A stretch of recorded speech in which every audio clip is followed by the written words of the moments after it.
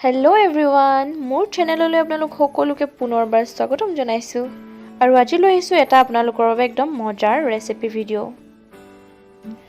আপোনালোকে বাৰু কচু খায়নে মানে ডাল কচু আৰু যদি খায় তেন্তে কেনেদৰে খায় কচু জ্বলা খায়নে নে টেঙা খায় মাছৰ মাথাৰ লগত কচু এনেদৰে বনাই খায়নে তো আজি মই আপোনালোকক দেখুৱাও মই কেনে ধৰণে কচু আৰু মাছৰ মাথা বনাই খাও হেইটো চাবলৈ হলে আপোনালোকে ভিডিওটো শেষলৈকে চাব লাগিব তেন্তে বলক আজি ৰেচিপিটো মাজলৈ যাও তো এয়া লৈ লৈছো মাছৰ মাথা আৰু মাছৰ কণী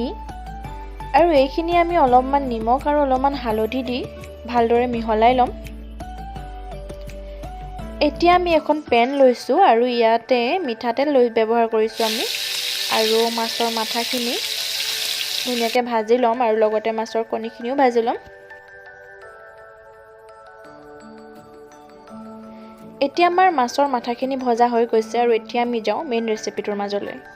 এয়া আমি ডাল কচু লৈ লৈছো আৰু এতিয়া এইখিনি আমি ধুনিয়াকে ধুই লম আৰু এইখিনি ধুনিয়াকে ধুই মেলি আমি গেছত বহাই দিলো আৰু নিজৰ সোৱাদ অনুসৰি নিমখ আৰু অকণমান হালধি দি দিছো আৰু ভালদৰে এইখিনি আমি মিহলাই দিম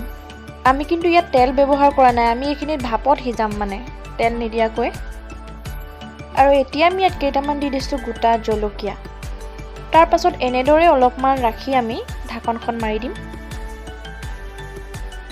আৰু 2-3 মিনিটৰ মূৰে মূৰে প্ৰায় এইখিনি আমি চাই থাকিম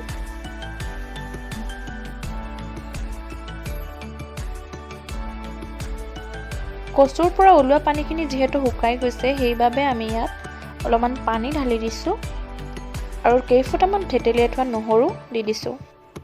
আৰু এইখিনি আমি ভালদৰে উতলিবলৈ দিম মানে পানীখিনি শুকাই নোযোৱালৈকে আমি ইয়াক সিজাই থাকিম আৰু লগতে আমি গোটা জলকীয়াকিটা ভাঙি দিম আৰু এতিয়াই আমি ইয়াত দি দিম মাছৰ মাথা আৰু মাছৰ কণী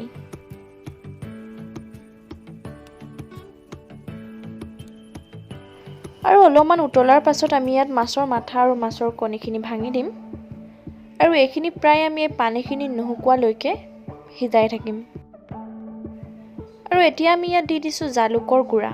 ইয়াত ভালকৈ ধৰিব পৰা নাই কাৰণ ধোঁৱা বহুত ওলাইছে কিন্তু এয়া দেখিছে জালুকৰ গুড়া দি দিছো আমি আৰু ভালদৰে মিহলাই দিছো আমি মানে অলপ জ্বলা খাম সেইবাবে আমি জালুকো দিছো আৰু জলকীয়াও দিছো আপোনালোকে নিজৰ মতে কৰি ল'ব পাৰে কিন্তু জালুকটো দিব জালুকটো দিলে বহুত ধুনীয়া এটা সোৱাদ হয় জলকীয়া কম খোৱা মানুহে জালুকৰ পৰিমাণটো কমাই দিব পাৰে তো ফাইনালি আমাৰ মাছৰ মাথা আৰু কচুৰ সবজিখন ৰেডি হৈ গল আমি নমাই মেলি অলপ ঠাণ্ডা কৰি ললো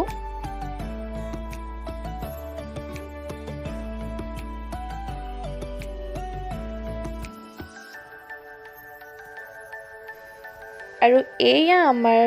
সবজি ৰেডি হৈ গল একেবাৰে সহজ আৰু একেবাৰে সিম্পল খাবলৈও কিন্তু বহুত সোৱাদ হৈছিল আপোনালোকেও এবাৰ ট্ৰাই কৰি চাব নিশ্চয় ভাল পাব আৰু এনেদৰে অকণমান বনাই ললে ভাতৰ লগত বেলেগ একো নহলেও হ'ব আৰু আজিৰ ৰেচিপিটো কেনেকুৱা পালে জনাবলৈ একেবাৰে নাপাহৰিব আৰু যদি ভাল লাগিলে তেন্তে লাইক কমেন্ট শেয়াৰ এণ্ড সাবস্ক্ৰাইবটো কৰি দিব আকৌ লগ পাওঁ আপোনালোকক অন্য এটি ভিডিঅ'ৰ সৈতে তেন্তে আজিলৈ আহিছো বাই বাই